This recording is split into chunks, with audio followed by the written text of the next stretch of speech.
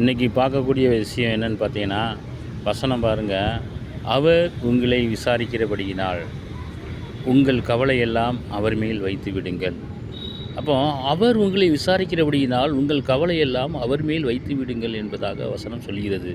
அப்போ இதனுடைய காரண காரியங்கள் அர்த்தங்கள் என்ன அப்படின்னு பார்ப்போம். அப்போ அவர் அவருங்கிறது வந்து கடவுள். கடவுள் நம்மளை விசாரிக்கிறபடியினால் விசாரிக்கிறது எப்படி விசாரிப்பார்? நாம் வந்து நல்லது செஞ்சிட்டு இருந்தோம்னா நல்லபடியாக நமக்கு பாதுகாப்பு கொடுக்குறாரு. கெட்டது செஞ்சு தீமைக்குள்ளே போய் நம்ம ஆபத்துக்குள்ளே மாட்டி ஒரு தண்டனைக்குள்ளே இருக்கும்போது அவர் நம்மளை விசாரிக்கிறார். எப்படி விசாரிக்கிறார்னா, எப்படி இருந்த, சுற்றிக்கிட்டு இருந்தியே, நல்லா சுற்றிக்கிட்டு இருந்தியே, உன் நிலைமை நல்லா இருந்துச்சா, வெளியே பார்க்கும்போது நீ வந்து சுதந்திரமாக திரிஞ்ச, இப்போ வந்து நீ வந்து சுகமில்லாமல் மாட்டிக்கிட்ட, அப்போ வந்து நீ செய்தவைகளை நினைத்து பார் அப்படிங்கிறதான் அவர் விசாரிக்கிறாரு. நாம் என்ன செஞ்சோம் அப்படிங்கிறத வந்து அவர் நினைத்து பார்க்கக்கூடிய ஒரு வாய்ப்புகளை நமக்கு கொடுக்குறாரு. அப்போ அதுதான் அதை சொல்லிடுது, அவர் உங்களை விசாரிக்கிறபடினார். அப்போ இன்னொரு வசனத்தில் பார்க்கும்போது, ஒருவன் தன் சொந்த வீட்டாரை விசாரியாமல் போனால், அப்போ சொந்த வீட்டாரை விசாரியாமல் போனால் அவன் அவிவிசுவாசியிலும் கெட்டவனாக இருக்கிறான் அப்படின்னு சொல்லுது.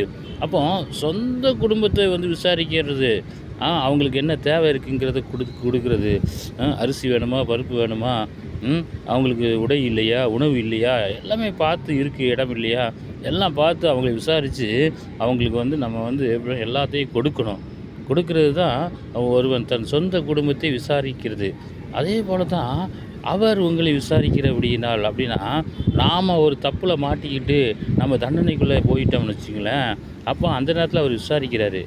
இதுதான் அந்த வசனத்துடைய காரண காரியங்கள் அர்த்தங்கள்.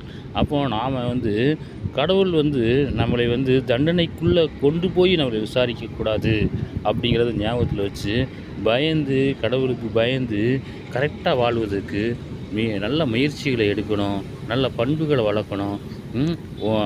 தன்னை நேசிக்கிறது போல் பிறரை நேசிக்கணும். கொடுங்கள் கொடுக்கப்படும் அப்படிங்கிறது மற்றவர்களுக்கு நம்ம மரியாதையை கொடுக்கும்போது, மரியாதைங்கிறது பேச்சிலையும் செயல்களிலையும் ஒருவரை வந்து நாம் மரியாதை கொடுத்து பேசும்போது தான் நமக்கு வந்து எப்படி கிடைக்கிதுன்னா, நமக்கு கொடுங்கள் கொடுக்கப்படும் அப்படிங்கிறது கிடைக்கிது. அப்போ தன்னை போல் பிறனை நேசிக்கணும்.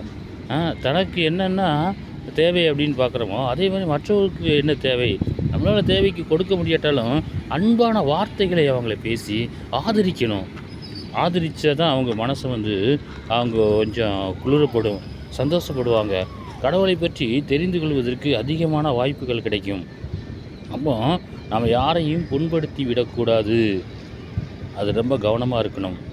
நம்ம அந்த வாயின் வார்த்தைகளை வந்து எப்படி பயன்படுத்தணுங்கிறத அடுத்த வீடியோவில் உங்களை சந்திக்கிறேன். அந்த வீடியோவில் சொல்கிறேன்.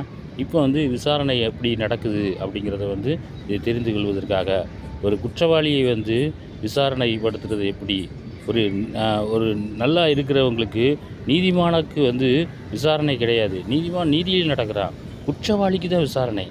அதனால் குற்றம் பண்ணி குற்றத்துக்குள்ளே மாட்டிக்கிடாதீங்க. நல்லா வாழ்வதற்கு முயற்சி செய்வோம். கர்த்தர் உங்களை ஆசீர்வதிப்பார். God bless you. கர்த்தர் உங்களை ஆசீர்வதிப்பார்.